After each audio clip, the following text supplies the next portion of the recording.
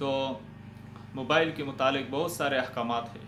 ہم mobile use کرتے ہیں تو ہمیں چاہیے کہ موبائل کے متعلق ہم ضروری مسائل کو اس کے جو ضروری متعلقہ مسائل ہیں ہم اس کو سیکھ لیں۔ ایک مسئلہ منگیتر کے ساتھ موبائل پہ گپ شپ لگانا، اس کی تصاویر کو موبائل میں رکھنا، اس کا شریعت میں کیا حکم ہے؟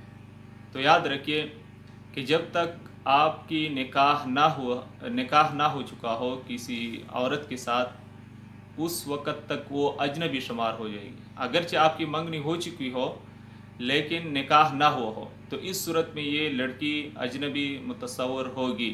اس کے ساتھ گپ شپ لگانا، اس کی تصاویر موبائل میں رکھنا اور اسے بے محابہ اختلاط کرنا، اس کو لذت کی نظر سے ان کی تصاویر کو دیکھنا، میسج کے ذریعے سے ان سے گپ شپ لگانا، یہ تمام امور جو ہے ناجائز اور حرام ہے، شریعت کے خلاف ہے۔ لہٰذا ہمیں ان چیزوں سے بچنا چاہیے۔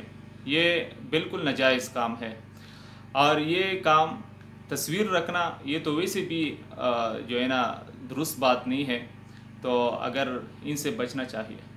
اسی طرح یہ حکم لڑکی کے لیے بھی ہے کہ وہ اپنے جس کے ساتھ منگنی ہو گئی ہے اس کی تصاویر اپنے موبائل میں رکھنا، ان کے لیے بھی یہ امور جو ہے نا ناجائز ہے، ان سے اپنے بچا کے رکھیے گا۔ تو یاد رکھیے موبائل کے سارے مختلف قسم کے مسائل ہیں، یعنی کسی کے ساتھ آپ لڑکا بچہ پیدا ہو جائے تو آپ موبائل کے ذریعے سے ان کے کان میں اذان دے سکتے ہیں یا نہیں۔ اس طرح نماز کے اندر مسئلہ ہے کہ کال آ جائے تو ہم اس کو کس طرح یعنی کور